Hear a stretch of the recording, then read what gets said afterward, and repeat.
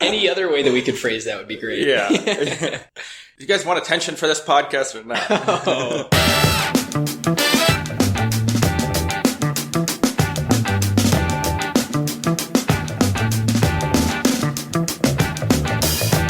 Welcome to episode 31 of Acquired, the podcast where we talk about technology acquisitions and IPOs. I'm Ben Gilbert. I'm David Rosenthal. And we are your hosts. We have another guest episode today, and we are very, very, very excited to welcome Brad Stone. David will tell you about Brad before we dive in, but I wanted to do a little bit of administrative stuff before. All right, listeners. Now is a great time to talk about a new partner of ours here on Acquired, Legora, the agentic operating system that is redefining how the world's best legal teams work. Yep, it's sort of obvious that AI is going to completely change the legal industry. I bet most of you listening have dropped a contract into some sort of AI chatbot out there. Legora took that insight and asked the question, what if you really built something with that power from the ground up for the legal industry? So the founders did exactly what great founders do, operate with obsessive customer focus. They embedded inside a massive law firm for months. They sat with the lawyers just watching how the work really gets done. And that's how you get features that customers love, like Tabular Review, where you drop in a folder of hundreds of contracts and it pulls every key term into a grid a lawyer can actually work with. Legora's bet here is interesting. Since it lets each lawyer handle more complexity, any given person can increase the quality of their work and do higher value work. And this means that the pie can grow even as each individual task takes less time. And they recently launched Legora Agent, offering greater intelligence and performance. The agent lets lawyers set an objective. Then it can handle the planning and the execution and delivery of the final product. Legal teams get to maintain full control and transparency since they're still involved where judgment is required. And Legora works where you already work. You can use it within Microsoft Word while redlining or drafting. The early Legora numbers essentially speak for themselves. When they have a head-to-head pilot with their top competitor, they win 70% of the time. Legora now has over 100,000 lawyers on the platform from 1,200 legal teams in 50 countries. And crazily, they went from 1 million to 100 million in ARR in about 18 months. Truly insane numbers. And that is the real test. Plenty of things demo well, but the question is whether a busy associate actually reaches for it during crunch time, or whether a partner trusts it before going into a conversation with a major client. If your legal team wants to check it out, whether you're a law firm or you're in-house at a company, you can learn more at legora.com/acquired and just tell them that Ben and David sent you. For those of you who are longtime listeners of Acquired, you know about the Slack. But if you're new to the show, join over 400 other listeners of Acquired for real-time discussion, analysis, and news as it's happening. Whether it's the Snap IPO, Trello a few weeks ago, App Dynamics, a lot of interesting conversation going on there about the M&A world. And lastly, before we dive in, a big thank you to KUOW, a radio station here in Seattle, who has generously let us record in their studio this morning. Now, David, over to you to introduce Brad. Yeah, we are super honored and excited to have Brad on the show today. He is actually our second guest from Bloomberg after our great show with Alex Sherman a couple months back. But Brad is the senior executive editor of global technology at Bloomberg. And before that, he covered tech in Silicon Valley for nearly 20 years as a reporter at Bloomberg, Newsweek, and the New York Times. Most relevantly and fun for us, Brad is the author a few years back of the canonical history of Amazon, the Everything store, which, as listeners know, we have discussed a lot on this show. And has had a big impact on Ben and my thinking. Is just a great book that we can't recommend enough. And Brad actually has now a new book out called The Upstarts, which covers the histories thus far of the kind of new generation of defining internet companies, Airbnb and Uber. I've heard of those. Ben and I both read it. It's great. We highly recommend it. We're going to be talking about a lot of the content within it on this show. But definitely go out and pick up a copy. If you like this show and history and analysis of kind of waves of technology companies, you're going to love this book. So thank you, Brad. We're super excited to have you here. Thanks, guys. Yeah. And for listeners, in my kind of typical style, I, knowing we were interviewing Brad this morning, just finished the Upstarts last night. And, I loved it. I mean, it's truly, I talked a lot about the Everything store on the episode with Tom Alberg, but really the spiritual successor to that Amazon book. And it's interesting how, it really is the next generation of a lot of the sort of same mentality and tactics, in Uber that, and to a lesser extent Airbnb, but in Uber that, we saw on Amazon. Thank you. Yeah, it's hard to follow up the story of Amazon because there's really nothing like it. And, so somewhere along the journey of trying to find what was next, they decided, okay, maybe there isn't a follow-up. Maybe you can look at a kind of wave of companies and a defining moment in Silicon Valley. And that's kind of how I stumbled on this sort of dual profile. Very cool. Yeah, it's great. So today, we're going to talk about something that, a merger that probably a lot of our readers know happened recently, but hasn't gotten nearly, I think, enough press in the Western world, at least. And what press there has really been thanks to Brad. He's been the foremost reporter on this. And that's the merger that happened last fall between Uber and Didi Chuxing I hope I'm pronouncing that right. I may be butchering it. In China, this is a wild story, and there's so many lessons here that I think all of our listeners can take away, and we're really, really glad to have Brad here to tell it with us. So I'm gonna tell the story along the way, but definitely want to credit Brad. It's his story that he did the reporting on. So with that, I'm going to dive in. So we pick up the story in 2012. Uber's kind of already become a pretty meaningful household word, at least in the U.S., and is starting to expand internationally. They've gotten word that there's this company in London called Halo, which started with the black cabs in London, has had a lot of success there, and is plotting to come into the U.S. and threaten Uber here. So in response, and Brad talks a lot about this in the book, Uber mounts a really aggressive international expansion campaign. And at the same time, Lyft and Sidecar have really pioneered true ride sharing in the U.S., not just the black car, limo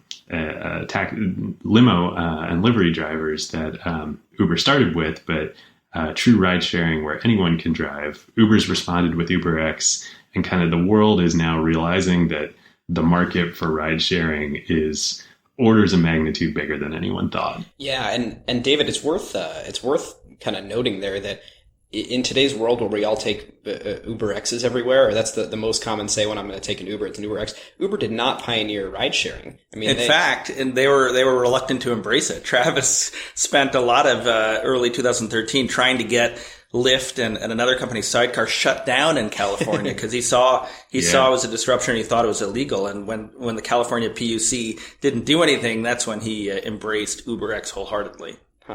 If you can't beat them, join them. Exactly. I think that's kind of Uber's motto, right?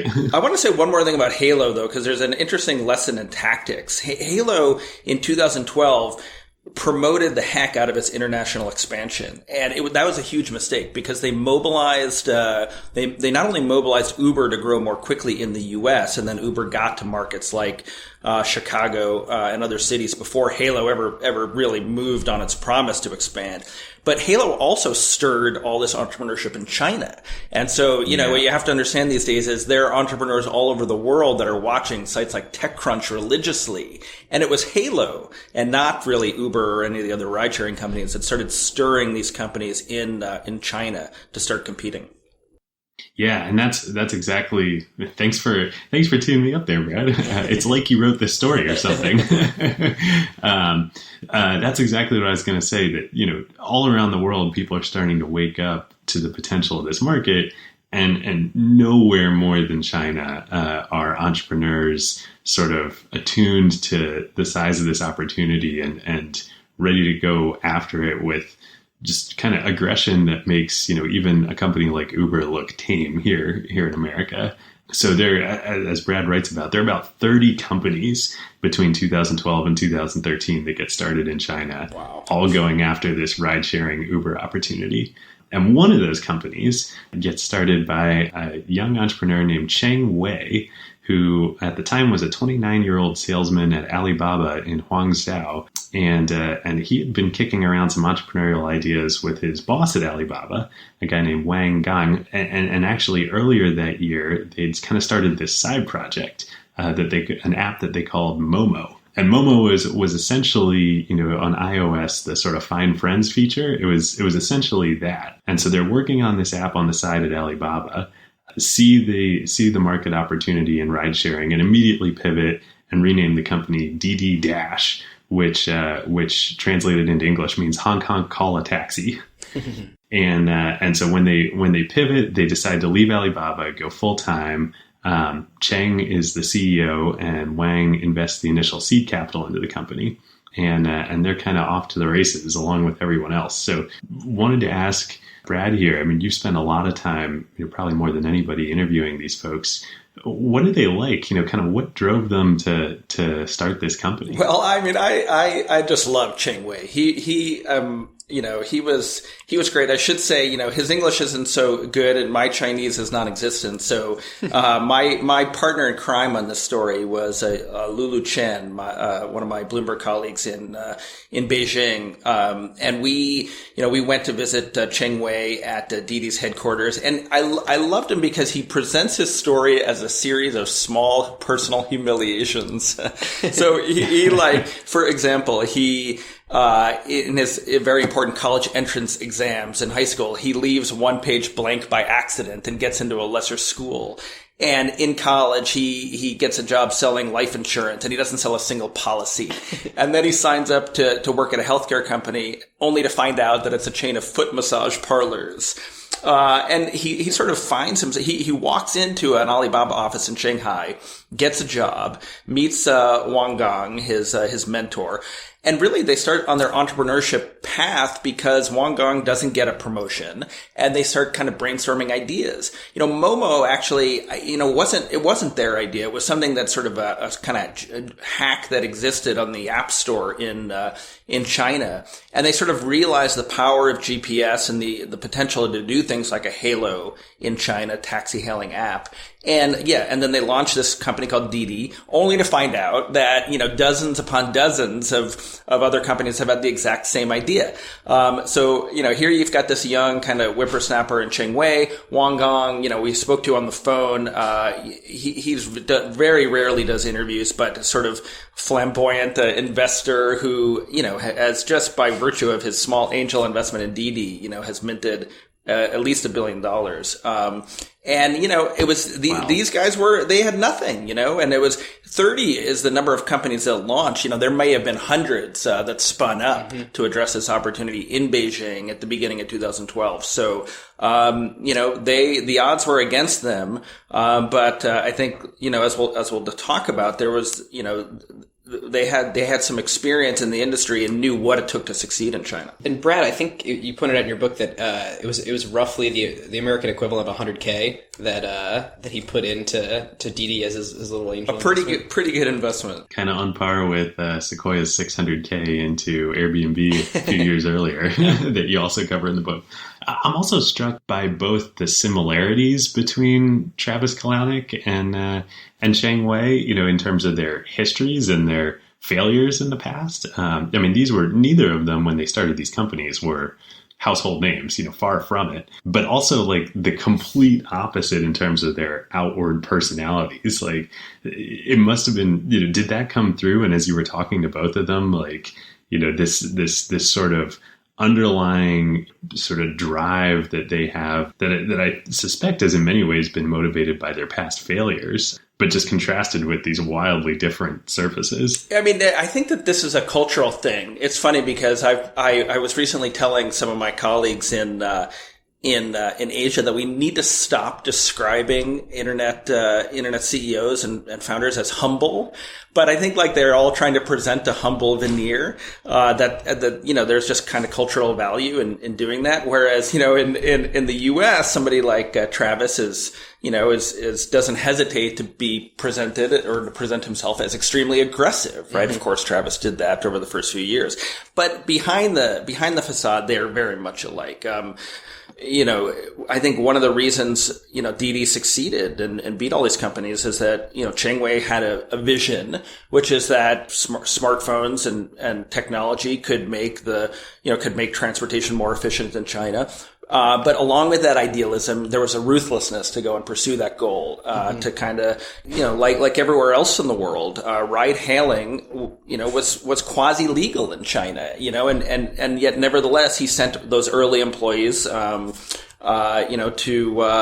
to cities to go and launch without permission. And in some places they were shut down. And then, he nevertheless kind of persevered. And that's kind of what it took in this industry, a relentlessness in the approach.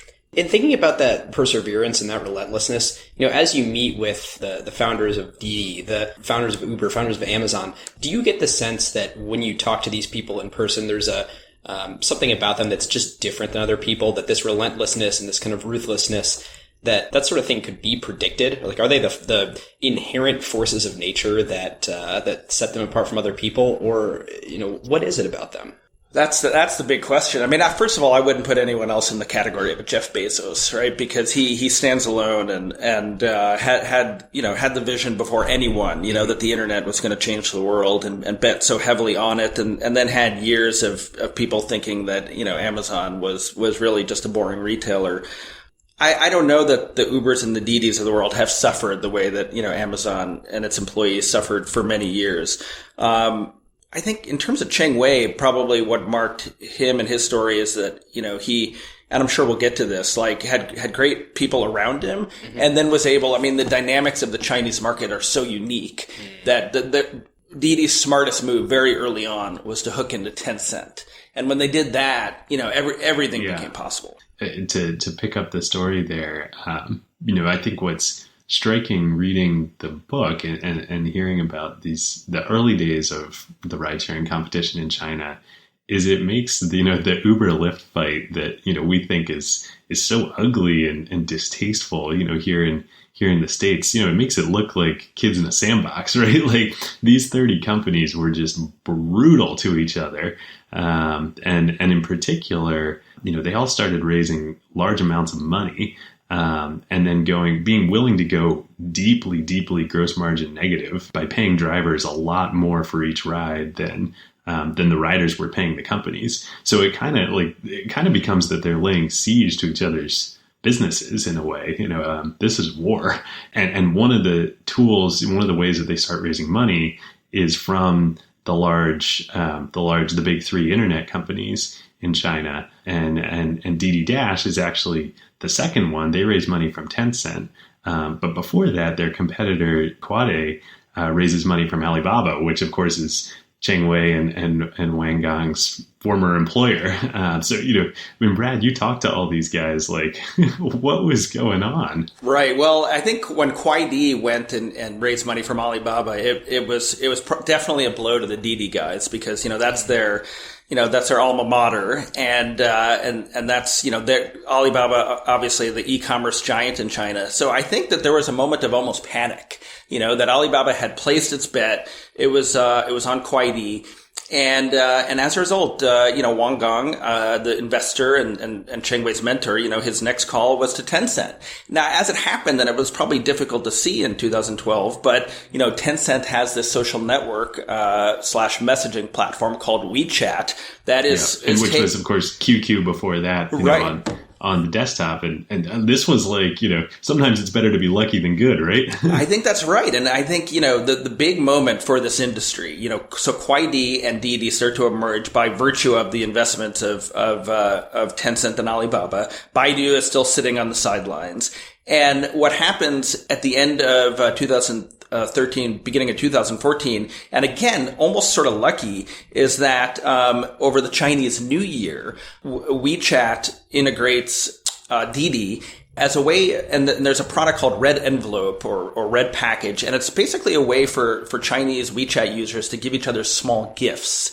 And the idea of giving somebody a gift on Didi, the gift of a ride, kind of takes off. And both Tencent and Alibaba, the sponsors of these ride-sharing companies, realize, that the next battlefield in this long-standing war between the internet giants in China is going to be mobile payments, and that the taxi companies, the ride-hailing companies, are ways to spur payment value in mobile with mobile payments. And so they start to kind of use these two ride-sharing companies as proxies and funnel money, right off their balance sheet into these companies as a way to drive payment volume. And that is when Didi and Kuaidi start to just take off on steroids, not only growing very rapidly, but burning tremendous amounts of money. Yeah, because this siege is continuing, and both the Alibaba and Tencent are pouring tons of money in, but other investors, are also venture firms and private equity firms also pouring in lots of money. I mean, it gets to be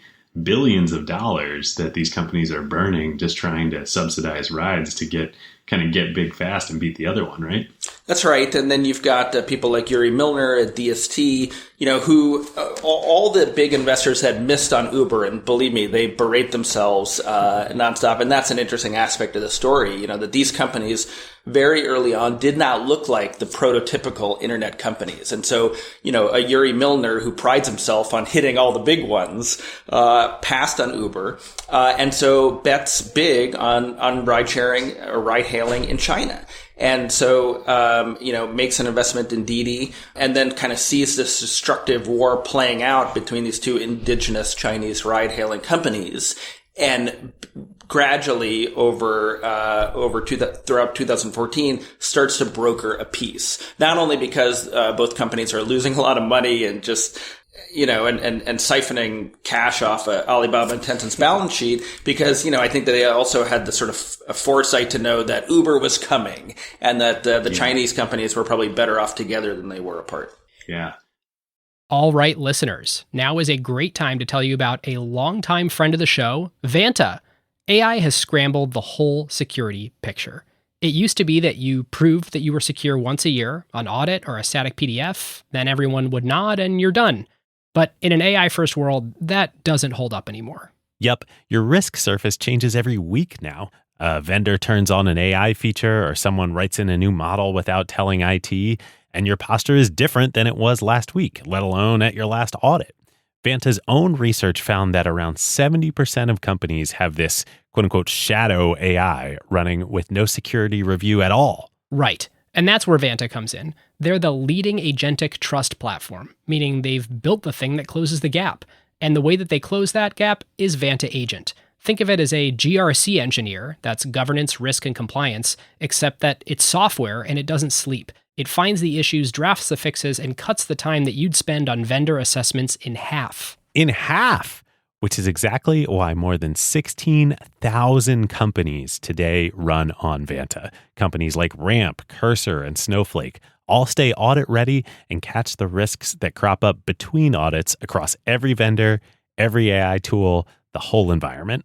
And that's the real value. Trust has to be continuous now, which is why Vanta automates your security, your compliance, and the work to earn and prove trust. We're huge fans of Vanta over here, and literally hundreds of acquired listeners have become Vanta customers at their companies over the years. So you can get $1,000 off Vanta at vanta.com/acquired. That's VANTA.com/acquired for $1,000 off, and just tell them that Ben and David sent you.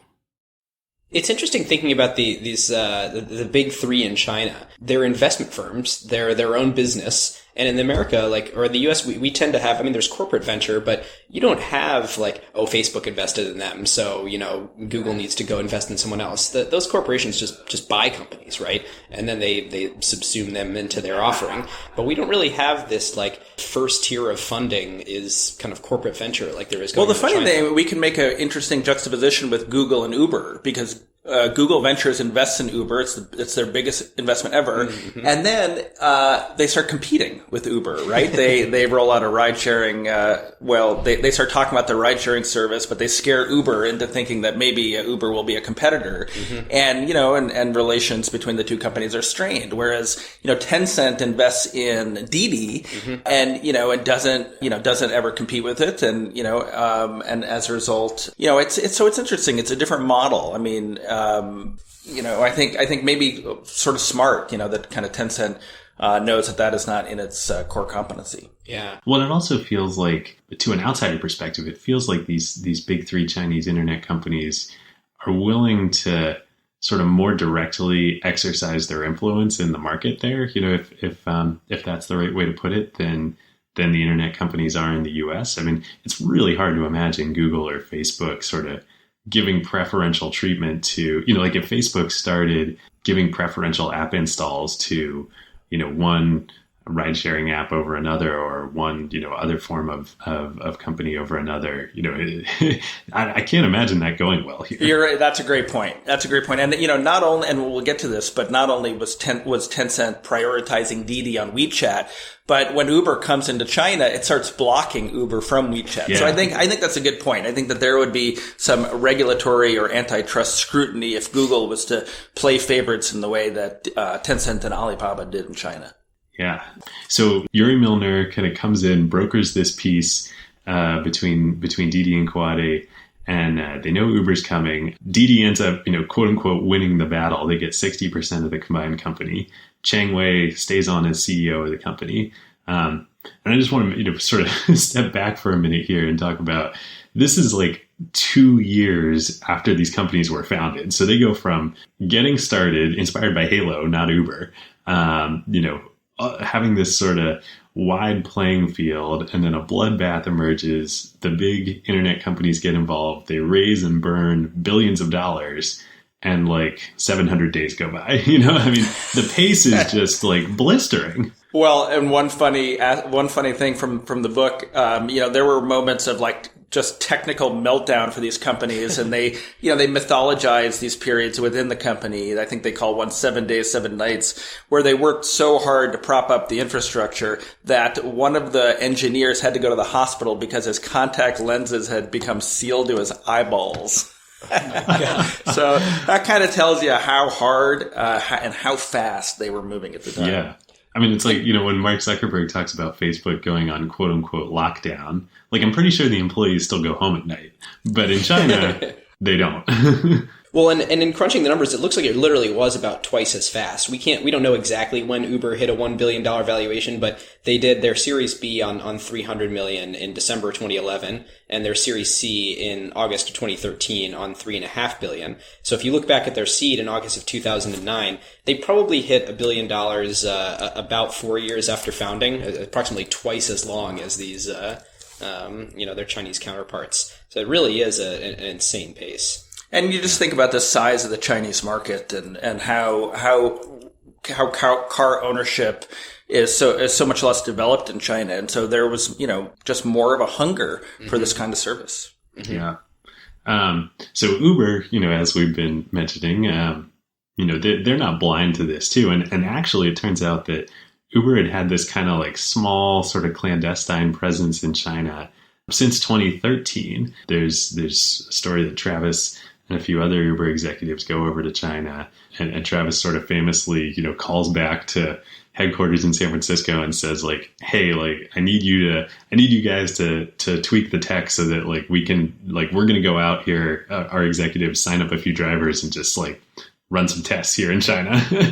And so they start doing that in 2013, but they're just sort of testing. And then when Didi and Kuaidi are in the midst of their merger, that's when Travis decides, okay, he's going to put his foot on the gas and launch for real in China. And Uber does. And pretty quickly, while Didi and Kuaidi are consumed with the merger, Uber gets to a 30% market share kind of right off the bat. So it's now sort of they're a real player in the market. How did that happen so quickly?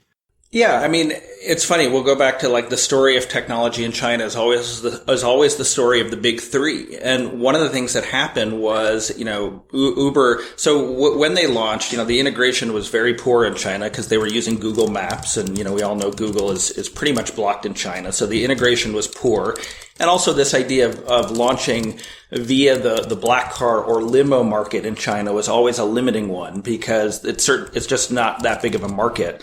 So Uber kind of toodles along for a year and a half. And then makes the very kind of smart observation that Baidu has sort of missed this wave of mobile payment competition and needs to catch up. So they solicit an investment in Baidu. They start using Baidu Maps, which is much smarter about transportation in China than Google. And the product just gets much better. At the same time, at the beginning of 2014, Didi and Kuaidi are merging. And, as with all mergers, it's an awkward one and they kind of slow down. So I think, Uber took advantage of sort of this opening, and made up some ground. But, as we'll see, it was temporary. Yeah. So they come in, swinging into the market with Baidu as a partner, get 30% market share. And Travis goes over and he meets with Cheng. He meets with the newly merged Didi, and Travis he sort of walks into the meeting. He thinks Uber's international, Didi's not at this point. Travis is convinced the better product, the better technology. They have Baidu Maps, which are the best maps in China. And he essentially offers to acquire Didi. He frames it as an investment. He wants to invest in Didi, but he wants a 40% stake. And this is really, to my mind at least, seems like he's trying to say like, hey, I'm just going to take you guys out on the cheap. And Cheng and Didi reject this offer. And Brad, you write a lot about this meeting. So what happened there? Well, I mean, I think, Travis kind of met his match. One of the things that happens at this meeting is, Cheng Wei stands up and on a whiteboard kind of charts Uber's growth since 2010. And then, with another fever line, charts Didi's growth since 2012, and the lines intersect, and he projects that Didi will be larger than Uber, primarily because the market in China is so much larger. And then there's all sorts of funny little maneuverings here at this meeting, and one of the Uber executives were wondering whether the food that they had been served at the meeting was deliberately bad as a kind of strategic maneuver. But it wasn't. I think it was actually just a bad lunch. But so there's you're a royal taste tester. It's like the Middle Ages here. All right. There's a lot of maneuverings here behind the scenes. But I think that to their credit, the Didi executives, and at this point, Jean Liu, an executive from Goldman Sachs, she's either advising Didi at this time or has joined really as Cheng Wei's partner. And I think there's a belief that that as with so many other markets in China, the local player will be able to prevail. There's a lot of sort of kind of fierce pride, I think, in the Chinese internet market that that they can hold their own. And it's funny because I contrast that with the attitude in Europe where we really don't see that. And so as a result, Travis and his bid to acquire Didi very early on was rejected, and they resolved that they're going to fight it out in the marketplace. Yeah, and question on that. So, Google doesn't operate in China, and many other large internet giants have been sort of kicked out of China and not allowed with the Great Firewall to operate on the internet there. Why was it that Uber was able to get to 30% market penetration, and didn't Didi have on its side the ability to just say, hey, we're going to make a couple of calls and you really need to leave our country? I mean, I think that the censorship challenges that companies like Facebook and Twitter and Google face are about information and sharing, sharing information that the government in China just doesn't allow. Right. And Uber is a transportation tool, so it was sort of kind of less clear that they were violating those rules. Now, I think, there's an argument to be made. I don't happen to believe it was significant, but there's an argument to be made that maybe ultimately the Chinese government did tilt the playing field on behalf of Didi and slow Uber down, or that maybe in the future, if Uber was going to stay in the market, they would have problems because obviously they do collect sensitive information about where people are and where they're going. But yeah, Uber was not facing those kinds of censorship challenges. And to the extent that all these companies had problems and do have problems, they're pretty universal in terms of who's allowed to drive for these services. Cool. Yeah, and Cheng and Didi, kind of essentially say to Travis, after this meeting, like, okay, you want to fight, like, we can do that. Welcome to China, and like we've been through this brawl with 30 other companies. We can take you on too. And this is where, I know I keep saying this throughout this episode, but really just reading about this is so surprising to me, because we just don't see this in tech here in America. Things go like kind of nuclear at this point. So what happens is Didi and Uber both start raising huge amounts of money to fight each other in China. Didi first announces... And not from the usual suspects either. And not from the usual suspects, yeah. They already have the investment from the internet portals, but Uber raises $3.5 billion from Saudi Arabia's public investment fund, and Didi raises $7 billion of its own. So that's over $10 billion raised, within a couple months. And they just basically start giving this money away to subsidize rides.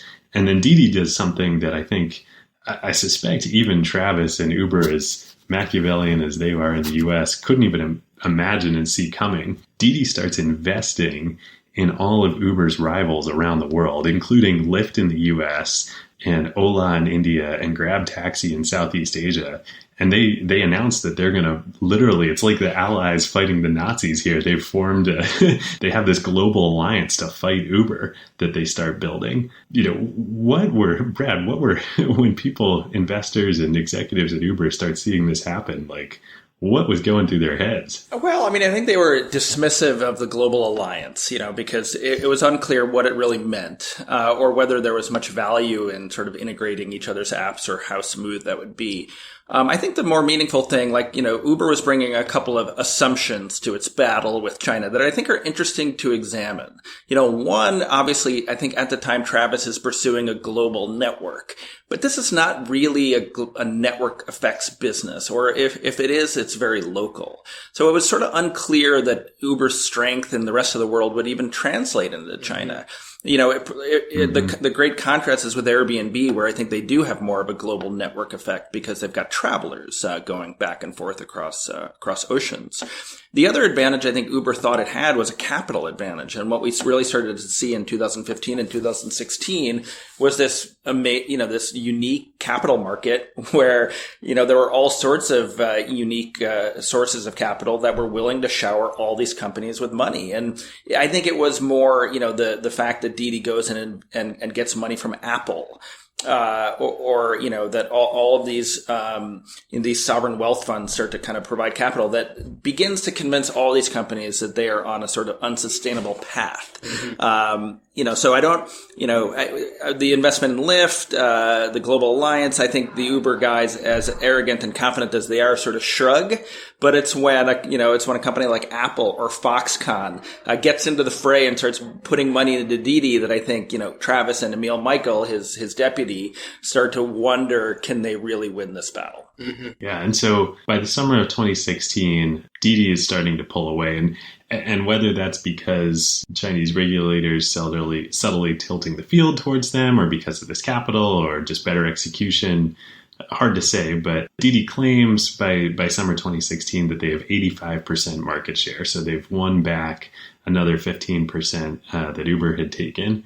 And they're operating in 400 cities in China versus Uber, which is only in 100. And then apparently it's Uber's investors that start pressuring Uber to negotiate a truce. And Uber reaches out to Didi and says, okay, let's begin peace negotiations. And pretty quickly from when they reach out, Brad, I think you say it's 2 or 3 weeks, they come to a deal where Uber sells its China operations to Didi in return for a 17% equity stake.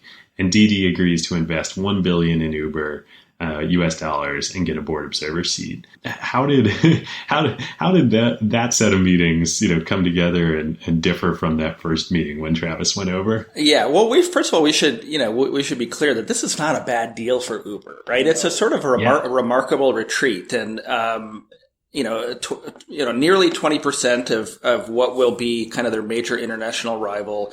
$1 billion investment to kind of recoup some of the massive losses. I think at this point, this was a very respectful set of negotiations, primarily between Jean Liu of Didi and Emil Michael from Uber, culminating in this, as I depict in the book, this kind of famous a drinking session between Cheng Wei and Travis in Beijing over the summer of 2016, where they're drinking Baidu, and Cheng Wei was sort of hilariously dismissive of Travis's drinking abilities. But of course, Baidu is not for the faint of heart. I guess I don't have much illumination on how they came to kind of 17 or 18% ownership stake.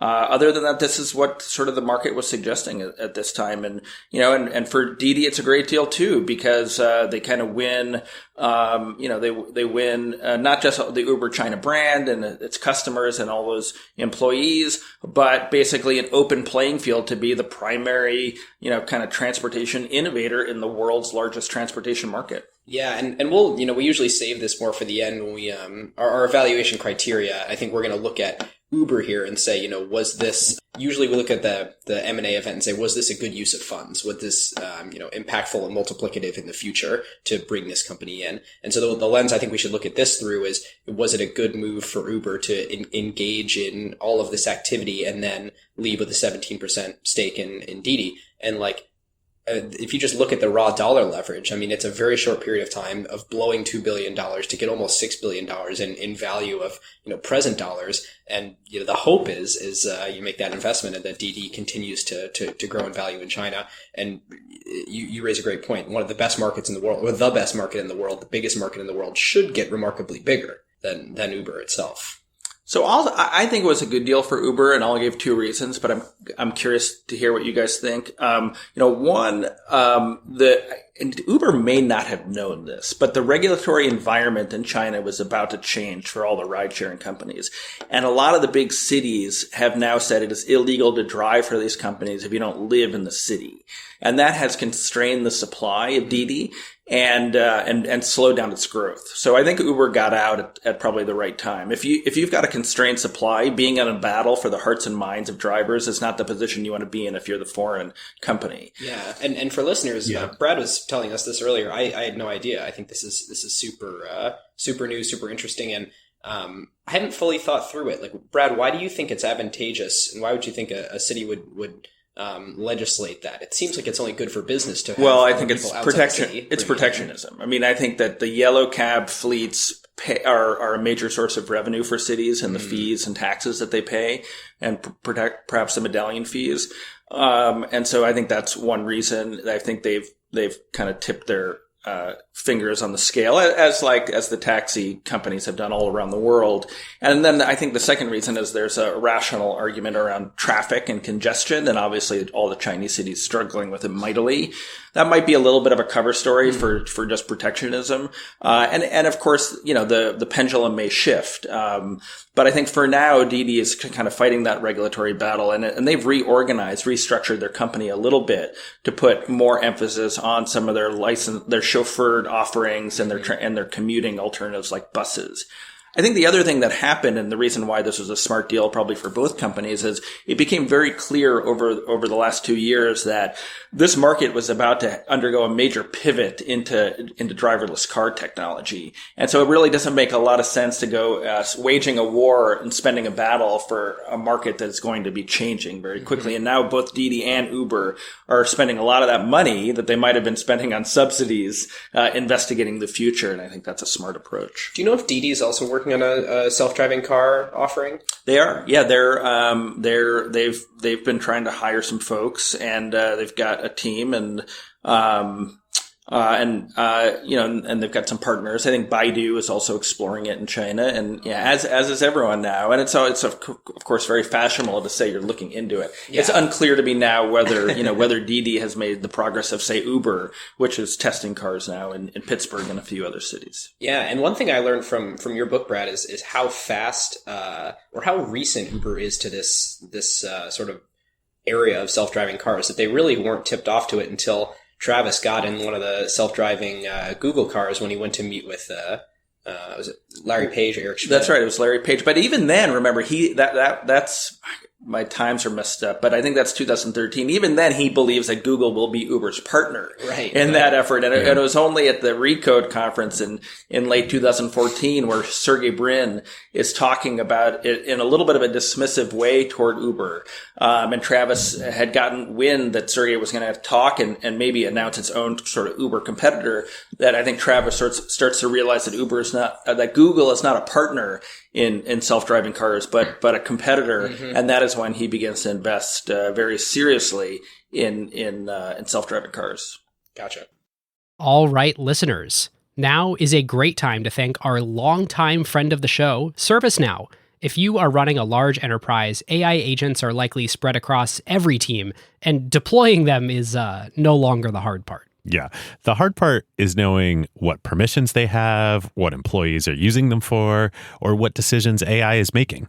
AI security for an enterprise at scale is not a small concern. Like, the risks are real. Exactly. And the challenge with AI is governing it, securing it, measuring it, and making sure that it actually delivers value. That is why ServiceNow built the AI Control Tower. Yep. AI Control Tower gives enterprises a single place to see, manage, govern, and optimize AI across the entire business. And it works with any AI, not just theirs.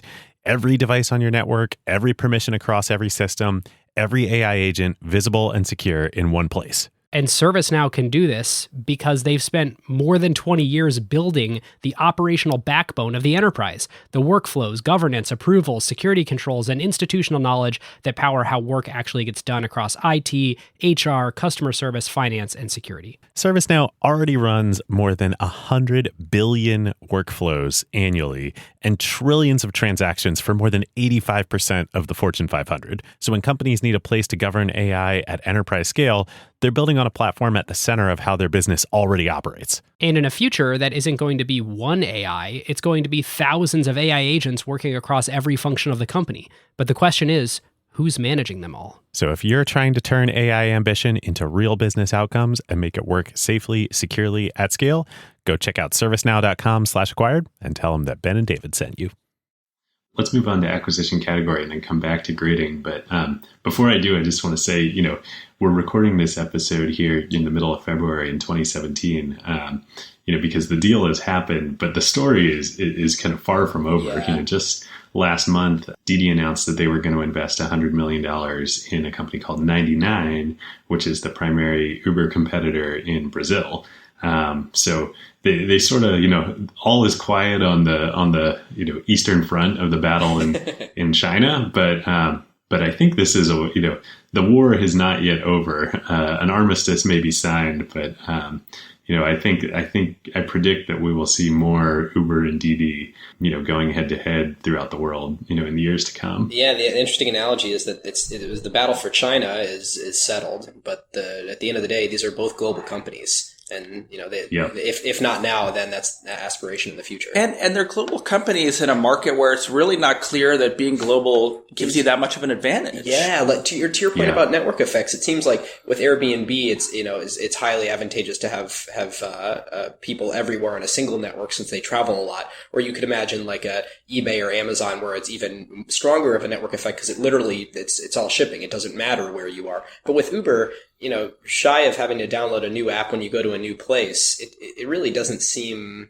that strong. It seems like these pockets of network effects that better describe the service. Yeah, and there's a belief at Uber that kind of technology will make a difference and that they can move kind of learnings around the world, but it's just not clear to me. Like the continued strength of Lyft in a lot of U.S. cities, I think, is indicative of maybe as long as you pick somebody up within 3 minutes, maybe nothing else matters. And Ola in India, knowing that market, knowing the cash habits of those people, knowing just how to press the buttons of city governments, or what to do in streets that are just utterly congested. I mean, that's an advantage. And not to say that Uber doesn't have that because they have local offices and very smart general managers. But, I think there's a reason that Uber hasn't run the table yet. Right. And to your point, it's not that they aren't great at those things. It's that they don't have a structural advantage by gaining the position that they're in to necessarily make that N+1 market any easier than the N market. Right. And I think that they thought that capital would be the ultimate advantage, but all these other companies have been able to fund themselves just fine. Yep. Yeah. So much good stuff for tech themes. Let's do category real quick. Ben, what's your take? So for new listeners to the show, we normally assign a category of people, technology, product, business line, asset, or other. And asset we added a few episodes back when we were talking about purchasing a data asset. And in this episode, I am going to go with other and possibly create another one too. This was a takeout. I mean, this was Uber was not buying something here that they couldn't otherwise get by, making a talent acquisition or buying an interesting new technology company. This was literally, you are a massive competitor and it is massively disadvantageous for our business for us both to be fighting here. It's like geopolitical, right? It was a peace treaty. It was Yalta. Yep. We will cede this country to you and be putative allies. And of course they took seats on each other's board. Yep. And yet it's an uneasy peace. Yeah. The category I was going to go with was sort of like, marketplace consolidation, sort of like we talked about with Kathleen Phillips in the Zillow Trulia episode. But the twist I was going to add is, it's incomplete, right? Like it's a marketplace consolidation in one part of the world, but the fight continues elsewhere, as we've been talking about. Yep. So we should make bets on how long we think they'll be on each other's board. Yeah, they may. Who knows? For all we know, they're not even, or that was a little illusory to begin with. I mean, those were not voting seats, as far as I understood it. So, and that's a heck of a long way to travel for a board meeting. Yep. So, that may have been optics. Yeah. So what would have happened otherwise? I mean, Brad, I'm curious for you. Like, if they kept fighting, like, how long could this have gone on? I think it could have gone on for a long time, but it would have been destructive to Uber in other parts of its business. It was fighting a multi-front war. Instead of fighting in China, they kind of reinvested in their India operations, so that wouldn't have happened. And I think they would have moved less aggressively into driverless cars and trucks. So they recently acquired Otto, a driverless car. A driverless truck company. And, and so perhaps we would continue to see this war in China, but less activity in other parts of Uber's business. So I don't know that they were constrained with capital. They've raised, 12, 13 billion plus. They could have kept fighting, but in the end, for what? For points of market share. Mm-hmm. And another thing to factor in here is if they hadn't gone and spent a couple $1 billion in China, kind of waging that war, could they have focused on an earlier IPO? I mean, it's been 8 years now that Uber's been around, and they've gotten these capital. They went and aggressively raised capital from all sorts of different places to wage this war. Like, I don't know that they're mutually exclusive, but should they have IPO'd by now? What would have been the advantages of that? Well, I mean, they haven't been constrained in raising money, right? So if anything, that would be embracing a whole set of challenges and obligations towards transparency that clearly, particularly with with all the troubles that Uber has had recently in the press, the company's sort of not ready for. So, I don't know. I think it's probably valuable that they haven't gone public so they can kind of get their house in order. Mm-hmm. Yeah. But the flip side though is like, I think, at least in terms of public perception and honestly as like a user of the product too, like, like one story that like just sort of to me as a total outsider, but totally characterizes Uber to me is I was in San Francisco. This was probably a year or two ago. I was going to meet a friend who's an Uber employee at dinner, and I ordered an Uber to take me there. And the driver just started driving in the other direction, like clearly didn't want to pick me up. And so I waited a couple minutes, I ended up canceling the ride, then had to get another one. It was rush hour. I was like 30 minutes late to dinner. I showed up. I apologized, to my friend who works at Uber. And he said, "Oh yeah, happens all the time." And I was like, "Wait, you work at Uber?" Like, and I just wonder if, without like, and I don't say that to castigate Uber, but like they've been fighting on so many fronts for so long. If they'd had the space and time to focus a little more internally, I wonder if some of these problems that we hear so much about there wouldn't have popped up or would be taken care of by now. It's perhaps. I mean, it's a company that, whose founder and CEO, had a kind of manifest destiny to be the global transportation innovator, and, kind of moved in one mode, aggression. And I think all these guys are disciples of Bezos, right? And they're kind of following that blueprint of boldness. And, but I think it's true. I mean, Uber's not infallible to some extent. It's still very much dependent on the limits of GPS. And, I was just in DC and was taking Ubers and Lyfts all around the city. And every single time there was a phone call between me and the driver. Where are you? What street are you, what street are you on? There's lots of aspects of the transaction that Uber just can't control because it doesn't control GPS and, is operating on a smartphone platforms that it doesn't own. So there's lots of room for improvement for sure. I feel like we've been touching on it as we often do throughout the show, but let's jump into tech themes. Ben, what do you have? A big one that I really want to talk about is company culture and its impact on business trajectory.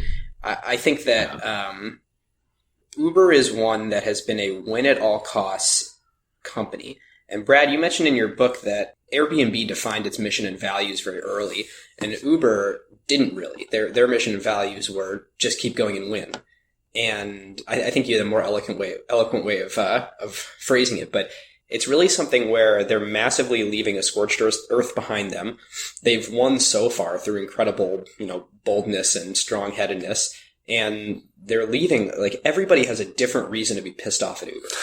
It seems very true, particularly recently. Yeah. And I mean, drivers are feeling like they're getting the short end of the stick. Uber claims that they're their customer, but they're changing the take rate so the drivers get less. With riders, they're feeling like they're getting the short end of the stick on surge pricing too. And this will probably be last week by the time we release this episode, and there'll be new news since then. But just the horrible news coming out of the Uber engineering organization yesterday with the misogynistic, sexist behavior that Uber's moved incredibly fast, everything in the name of winning, and there's a lot of problems there. And I think that I'm not totally sure this is a tech theme that applies to every other company, but we're certainly seeing it in other companies too, where as everyone is either a disciple of Bezos or let's just call it a disciple of boldness, we're really seeing a lot of this churn in the wake. And I think as a lot of these mega unicorns get ready to start going public, that's going to be a major issue for them. Yeah, no doubt. I did think it was interesting that Uber kind of came late to developing its values. And when Travis did present them to the company in 2015, they very much mirror Amazon's. In fact, some of them are quite similar. And I think it's a company to some extent that is still searching for its identity. First of all, I don't jump to conclusions about I'll say I don't jump to broad conclusions about the engineer who blogged about her time at Uber. I think it's deplorable what she went through. But it's hard to reach broad conclusions about a company culture from an anecdote. We will see if others kind of follow in their wake, and how well Uber does in investigating and addressing her claims. But I mean, I think it's true that, this is a company that, as they all are in rapidly growing internet world, that was marked by a lot of chaos early on. And I talked to lots of Uber employees and Airbnb employees in my book whose experiences kind of mirrored, the folks at Amazon early on. Just chaos. The busiest 2 years of their life, kind of traumatized when they get in, when they leave. But I certainly don't want to make excuses for Uber with that sexual harassment, those allegations. But I think, we're going to have to watch. And I think, calmer heads hopefully will prevail before we kind of reach broad conclusions. I think let me put it this way. I think it's unfair to the many accomplished women who work at Uber and have leadership positions to just dismiss it as a frat boy culture. Yeah. Yep.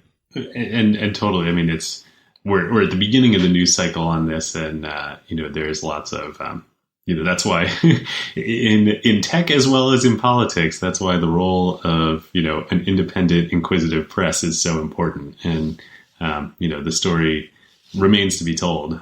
But I think there is no question that and I suspect even people who work at Uber, and if listeners, if you do work at Uber, reach out to us and would love to hear your perspectives. But I think it's uncontroversial to say, like you said, Brad, there are a lot of challenges and chaos there that needs to be solved. That at least seems clear. And I think it's a sort of a hopeful sign that Travis last year hired an executive from Target named Jeff Jones to be his right hand.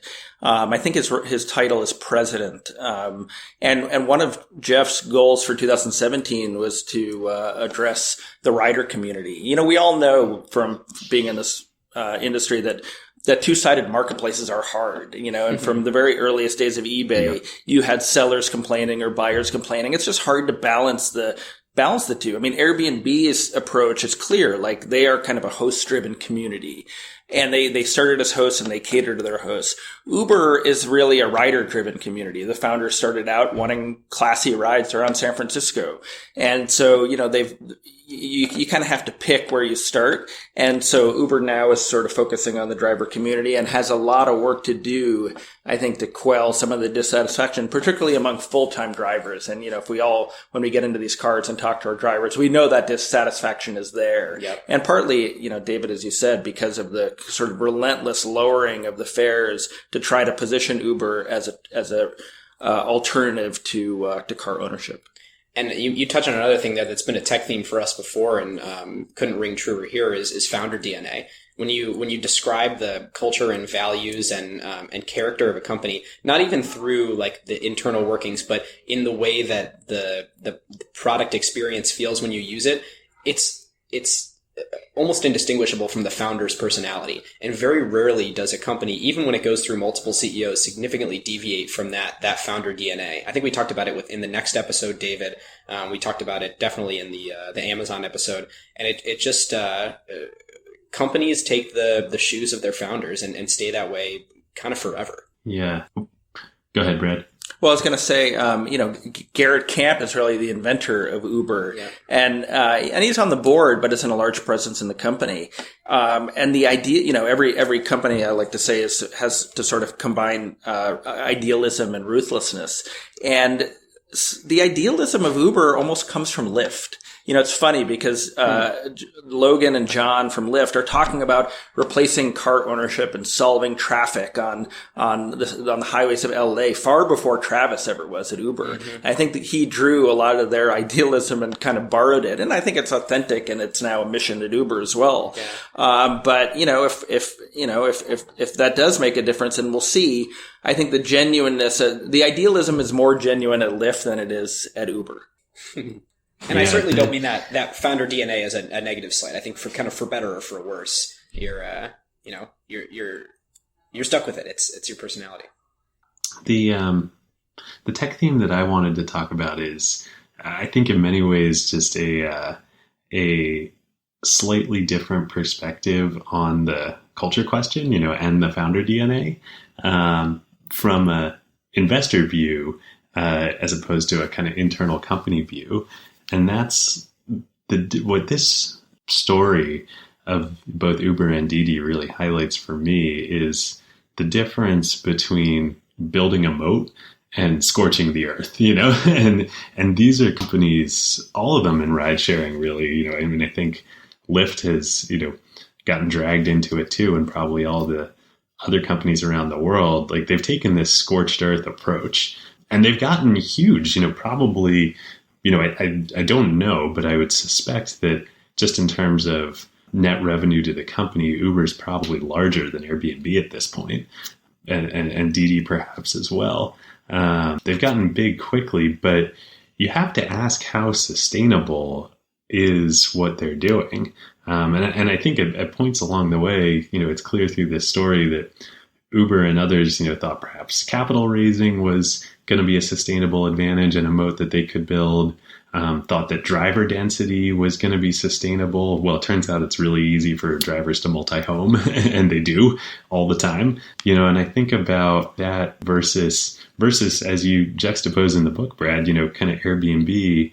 And while what they're doing and the market they're attacking looks very similar, I do think they've taken a much smarter approach to building a moat, and that's around, focusing on the community, things like a host could multi-home, but, by making reviews and trust and interaction between the community, the kind of focal point of the network, once you have 50 positive reviews on Airbnb, you're not going to spend much time on HomeAway because you're going to get so many more bookings. And that's, I think, something that the ride sharing companies haven't, and I don't know if it's possible to create something like that, or if the dynamics of the market are just such that it's not, something where you can build a moat like that. But as an investor, it makes me think about, those dynamics. Yeah, David, it's really interesting to think about how could Uber, Lyft, Didi, how could ride sharing in general be better at building their flywheels for defensibility?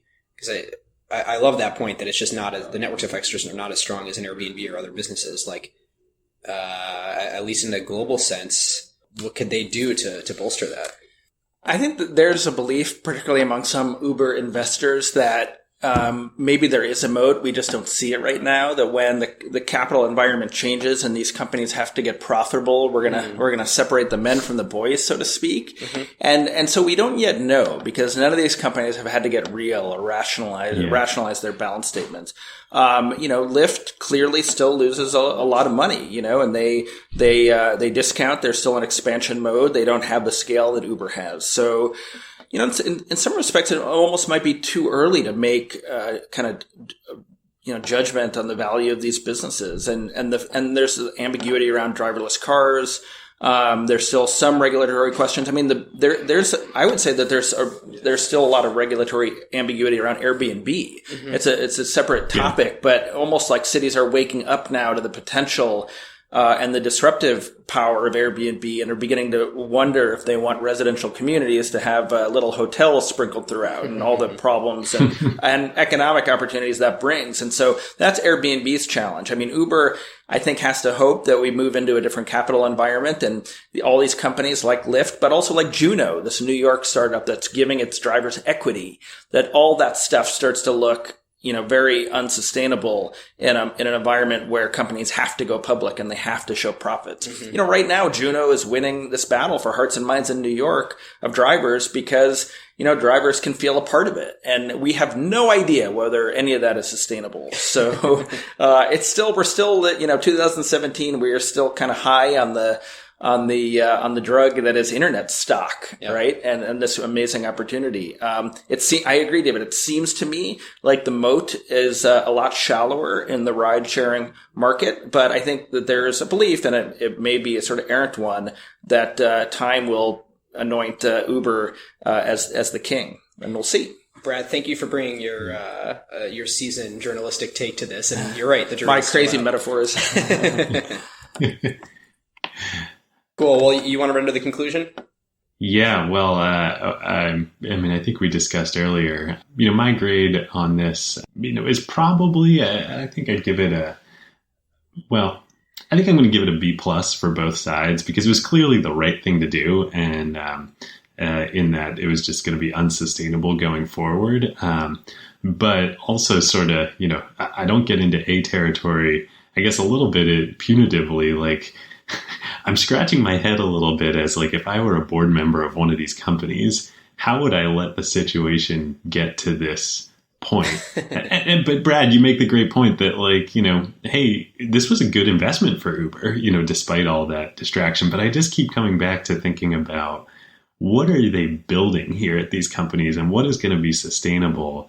And 10 years from now, if you really don't know, 10 years into the company, or close to 10 years into the company in Uber's case, if you don't know what the moat is you're building, that would make me really scared. So B+ for me.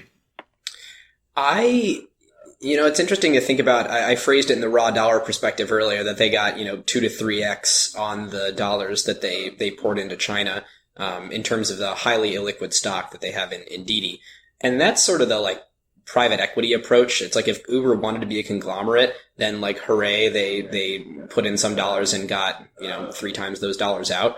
I don't know that it actually gives them, it doesn't, if the machine that they're building is Uber technologies proper, then what did they really get out of, investing in Didi? Does it actually help the Uber business to have a large value in Didi. And so I think with Uber, to me, it was their best option, and it was the best ripcord to pull at this point, and a highly profitable one. But David, I sort of agree that I don't know that it was that strategically interesting other than kind of competitive truce. And then from the Didi side, you got to wonder, is there any way they could have gotten away with this without giving up 17 to 20% of their company? So that's a little rough too. So, I think I'm going to go A- for Uber, because there might have been a lot more interesting things they could have done with that capital over those years. And I'm going to go with B- for Didi. Brad, what do you think?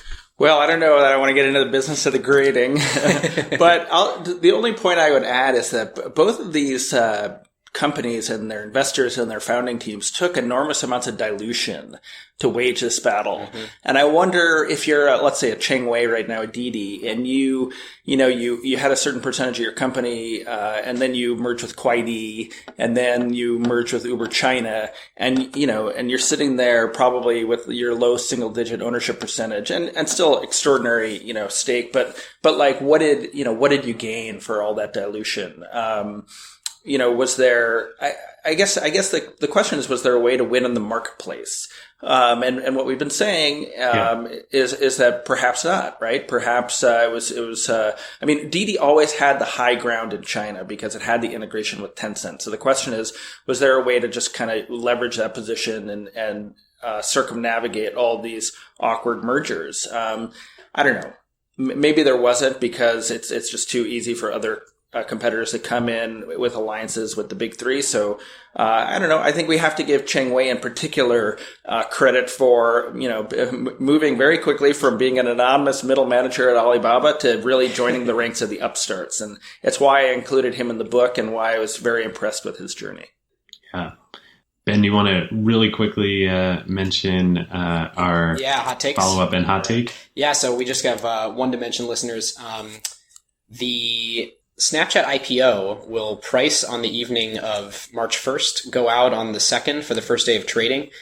David and I are going to be recording an episode on the 3rd in the morning, and then hopefully producing that and getting it out over the weekend on the 4th. So we'll let you know when that's here, and stay tuned for far too early to tell speculation and lots of fun analysis on Snapchat, because we haven't really covered the IPO yet, or I'm sorry, the S1 yet. And no matter what happens the first day of trading, there is some gold to talk about in there. Absolutely. Carve out? Yeah. I'll do mine real quick. So I think our carve outs collectively between us, David, have been wait but why 5 times so far in this show. But, I was recently on a flight back from London, and had just a way too much time and read a whole bunch of wait but why. And this one from 2014 that I really love is Why You Should Stop Caring What Other People Think, Taming the Mammoth. And he brings up this really great idea, that, you shouldn't care what other people think, but it's deeper than just this thing that we always talk about. We frequently, talk about how we're people pleasers, or, we overweight our perception of what other people are talking about, or thinking of us. And really, they're just not thinking that much about us. They're consumed in their own lives. Their head's probably in their smartphone.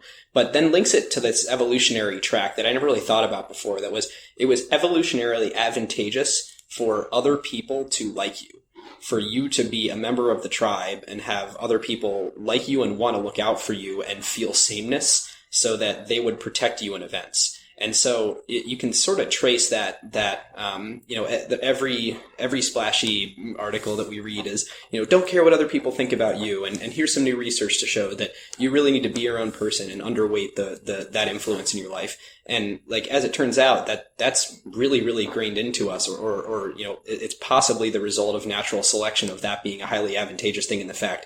And we're really fighting biology there. And so it's a really cool way to tie those two things together. Yeah, who probably doesn't have that trait is Travis, but or maybe he cultivates it through Zen practice. But mine, real quick, is a podcast, Conversations with Tyler by Tyler Cowen, who we've talked about on this show before, co-author of the Marginal Revolution blog. Really good. His first one is with Peter Thiel, and I certainly don't agree with all of Peter's statements. it's a fascinating conversation. He has another great one with Kareem Abdul-Jabbar, well worth listening to. Brad, do you want to close it out with your recommendation for our listeners to listen to or perhaps read in the coming weeks? Sure. Aside from my own touting my own book, which naturally needs to be on you're welcome to recommend your own book. We recommend it. Well, thank you. So I will not do that, but I will say, and this is an easy one to recommend, but the book *Sapiens* by Yuval Noah Harari was seminal for so many people, and he's got a new book out that I'm just starting, but enjoying very much. Homo Deus, I think is how you pronounce it, A Brief History of Tomorrow, which, is him kind of looking at the future and automation and the future of humanity. And I just find his writing to be mesmerizing. I listened to the first book on Audible.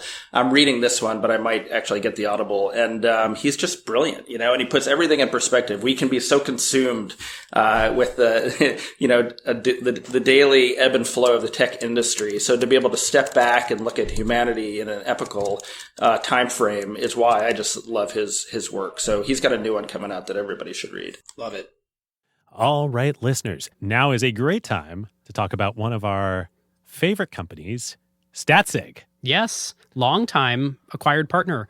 There is a reason why the best product teams at companies like OpenAI and Notion, Atlassian, Figma, Rippling, Brex, and more rely on Statsig, whether they are iterating on their core product features or shipping AI-powered experiences at scale. Yep. In the crazy speed of today's AI world, shipping fast is just table stakes now. It's basically trivial to build and deploy your app constantly. The real advantage is how quickly you learn what changes actually created value for customers and how fast you can use that signal to guide what you ship next. Whether it's a feature tweak, a pricing change, a performance improvement, or an AI update like a model change or prompt adjustment, they're not relying on instinct. They're measuring what actually moved engagement, retention, and ultimately revenue. And as more teams build with AI, that learning loop becomes even more important. Building with LLMs introduces non-determinism into your product experience. The same input doesn't always produce the same output, and behavior can shift in subtle ways in real-world use. So doing offline evals will give you part of the picture, but you can really only understand the impact once your product is live with real users, and then you can measure how their behavior actually changes. It's very different than the way that you would ship features in a pre-AI world where you knew exactly what the software was going to do in production. Yeah, exactly. So this is where Statsig comes in. It brings experimentation, feature flags, and product analytics into one unified system so teams can ship safely, test rigorously, and directly link what they changed to how users actually behaved. The result is a tighter feedback loop and learning that compounds over time, so you don't just ship more, you ship better. So if you want to make learning your competitive advantage, whether you're building new AI experiences or just evolving your existing core product, go to statsig.com/acquired to get started. Well, that's it for us. Let's close it down. I just want to say, if you want to join the Slack, we're there. Join us, 400 strong, and would love to bring you into the conversation. Share the show if you liked it on Twitter, Facebook, rate us on iTunes, wherever you feel that would be something you want to do. Go read the Upstarts. It's fantastic. And thanks so much to Brad for joining us. And we will see you for the next one.